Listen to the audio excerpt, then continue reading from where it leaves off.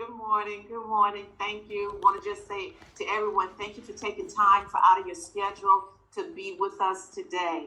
Now, I am just going to kind of give us what I call some nuggets here, and this is for our hair bosses.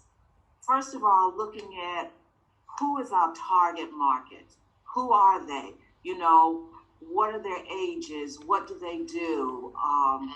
What are their interests? They're professionals, non-professionals. Are they students? Okay. Who is the target market? And what we know about the target market, we find out about them because once we decide who is your target market, that lets you know how to approach them. And it's all about the hair, because as women, we know that our hair is our crown and glory. We know that. And so really, it doesn't matter what they do or age group or whatever. At the end of the day, as a woman, is when your hair looks good, it makes you feel good. Your self-esteem, your confidence. It is nothing more flattering to a woman that has a stranger who says, hey, I like your hair. I like that cut. I like that color. It makes them feel good. So when you're targeting your market, your potential customers, it's all about the feel of the hair, what that hair makes you feel like, what makes them feel like. You might even say, our hair will have you owning every room that you enter. You will be turning heads because of our hair.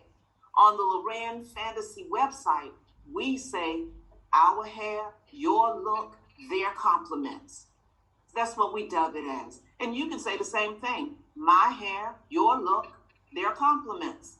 Because you're getting compliments. And again, that goes for anybody in the target market, in your target market, about hair. And you think about Apple.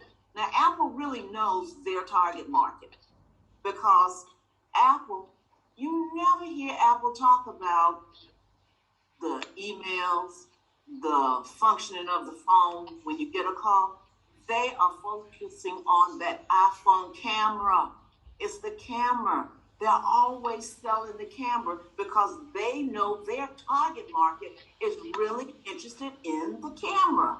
And they upgrade it every year. So again, knowing your target market and knowing the things that you need to ask. Now, with the target market, we have 4 different types of traffic, okay? And trying to reach out to traffic. And this, whether you sell hair or anything, this holds true. You have 4 traffic markets, okay? You have a warm market. That warm market is family, friends, groups, organizations you belong to, the church, sorority, the skate club, the Wednesday night dinner group. It's people that you have a rapport with, they know you, and they trust you. Okay? That's that group. Then you have the cold target. These are people who you don't know, they don't know you. See them randomly passing, maybe in the grocery store or something like that, but you don't have a relationship. They don't know you.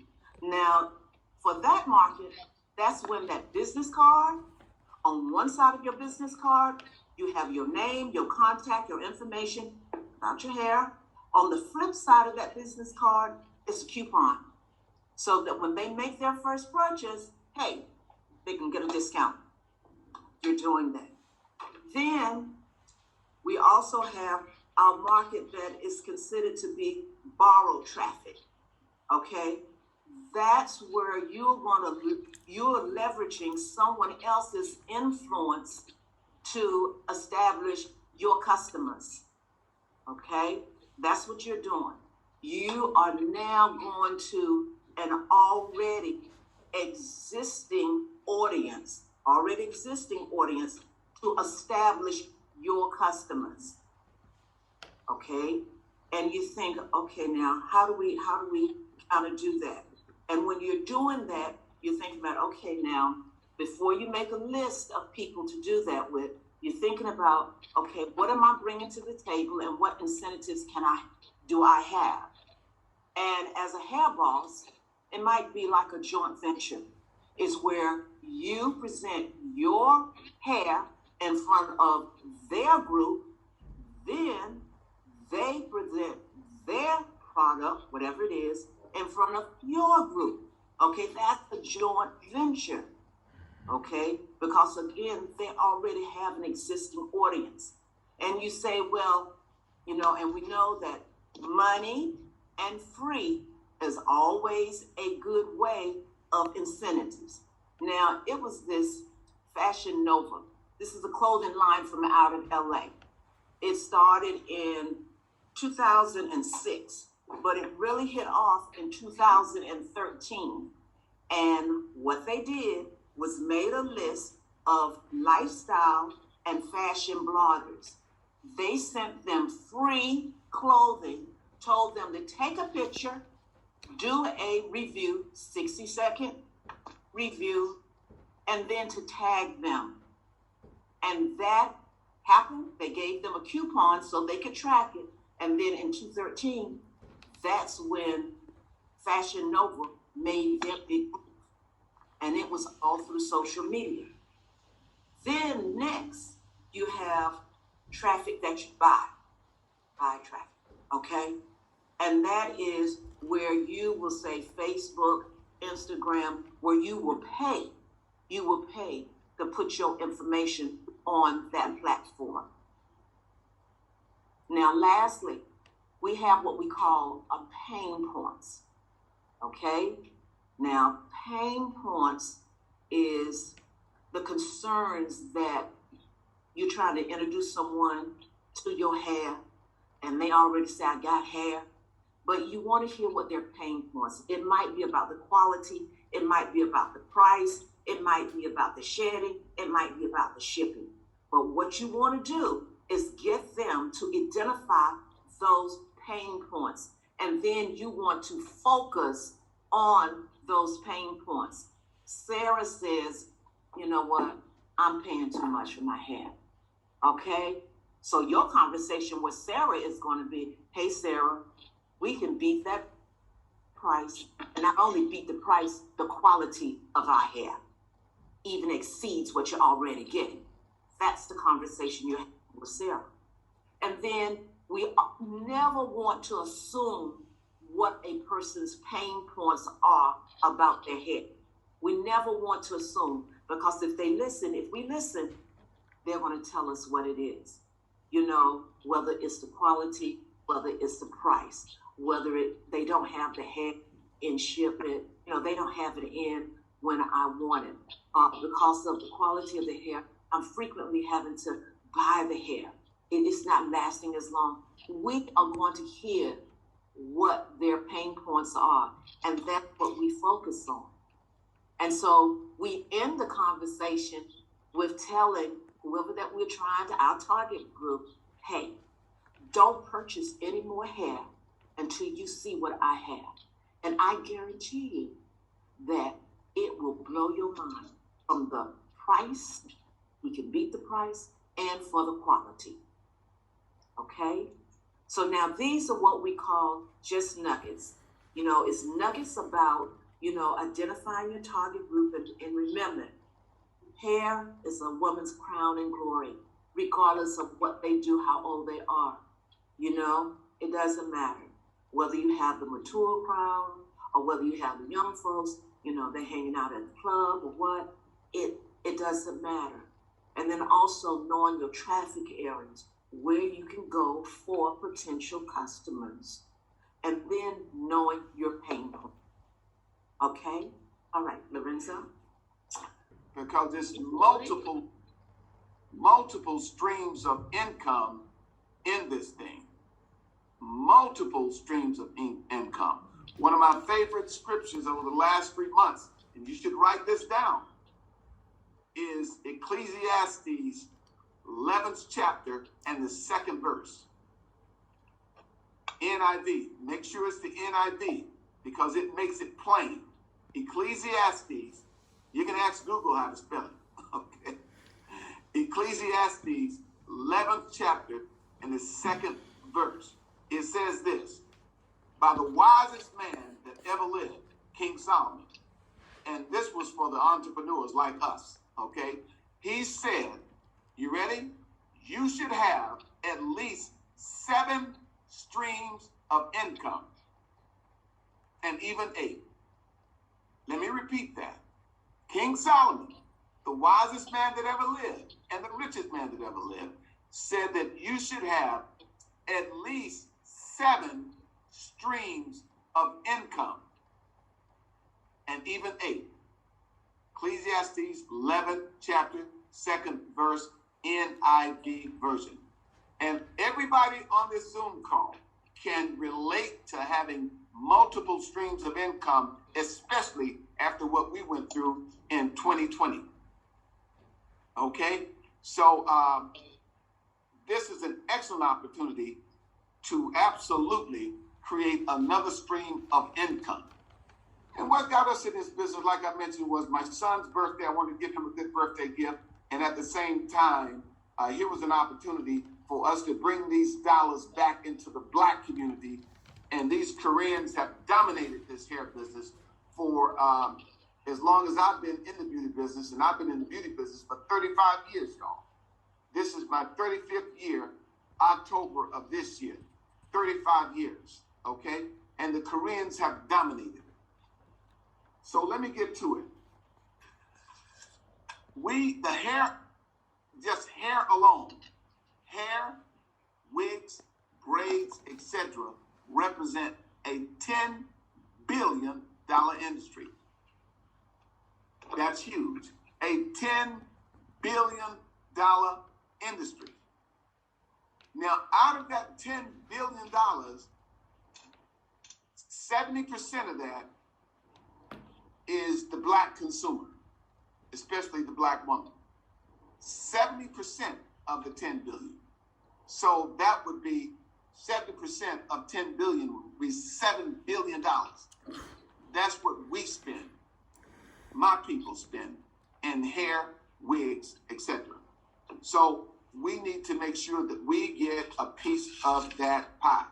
And that's what compelled us to be a part of this economic movement, because that's what it is. It's an economic movement. $7 billion.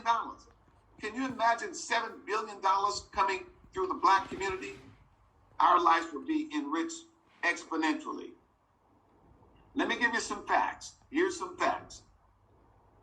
Nearly 6 out of every 10 Black women, like I mentioned earlier, wear hair extensions, braids, or wigs. That represents 70% of the market. You can share in this $10 billion industry by becoming a hair boss, if you're not a hair boss already. And if you is, like I mentioned earlier, my wife just dropped some nuggets as to how you can continue to build your business as a hair boss. You don't have to already be in the hair business to do this. I mean, if you're in the hair business, that's great. But if you're not a licensed hairstylist, you can still run this business. All right.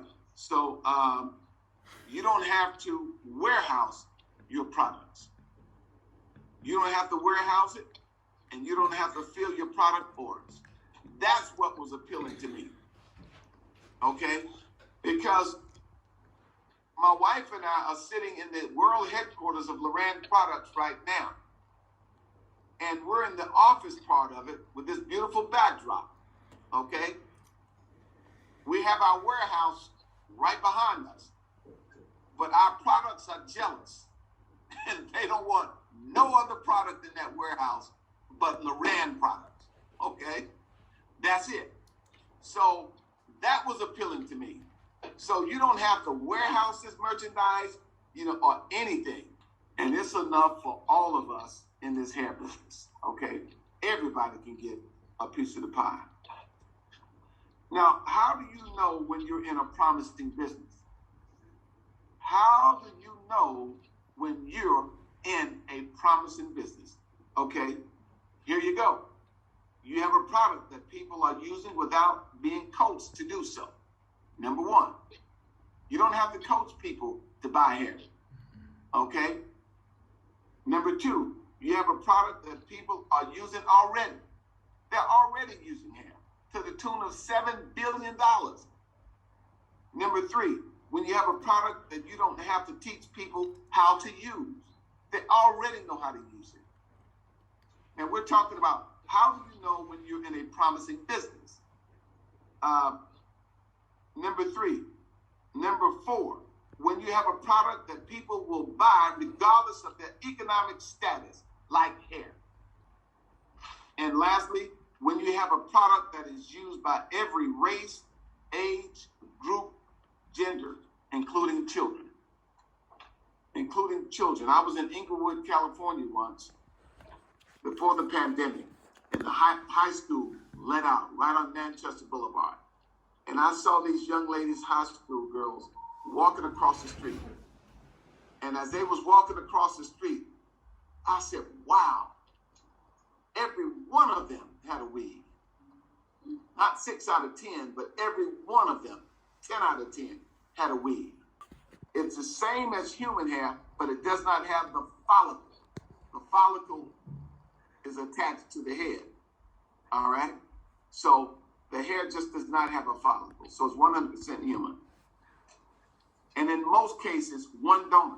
That's very important. Number three, all wefts are double sewn, which prevents shedding. All wefts are double sewn, which prevent shedding. Number three, I got to speed up, y'all, because I want to get all this in so I can answer some questions that you have in the chat box. I think I see two. Our hair can be bleached or colored. Now, let me say this about bleaching and color. Anytime you do any color, whether it's a hair with a follicle, meaning a hair on the head, or extension hair, it's always best to do a strand test. Always best to do a strand. Let me share with you Business Concept 101. Find a need and fill it. Having a business and why now? You're in control of your financial destiny. You have a tax write-off. My mentor, Dr. Dudley, has a big mansion right outside of Greensboro, North Carolina. We used to have meetings in there. We're talking about tax write-offs, right? He would video the meetings, and then he would write off a portion of his overhead in that mansion because he used it as a business. Although he lived there, that was his home. But when you do business out of your home, you can write that off as a tax deduction. Okay? My car is a tax deduction because it's part of my business. Okay? This beautiful office and warehouse that we're sitting in, of course, tax deduction. Okay? So you can write it off as a tax. You can hire your children. Make sure they work now. If you hire them, make sure they work. Can I get an amen somewhere in Europe somewhere? All right, number four, jobs are diminishing rapidly. Even if you have a job or business, you will need multiple streams of income in order to keep up with inflation. I talked about that a little bit earlier. So that's Business Concept 101. Okay, now I'm getting into the meat of the matter. And the meat of the matter is this. How do you earn money in hair shipment business? How do you earn money in the hair shipment business? That's what everybody's on here for. And number one, you purchase product at wholesale for yourself and you sell it at retail. Let me give an example of a price that I know because it's the first price at the top of the list. I know everybody don't get 10 inch because the young folks, they want that hair long. They want it long. Okay? But I remember the price of this person, which is a 10 inch hair. And your wholesale price is $22. Your retail price is $50. You invest $22, you made $28. That's significant.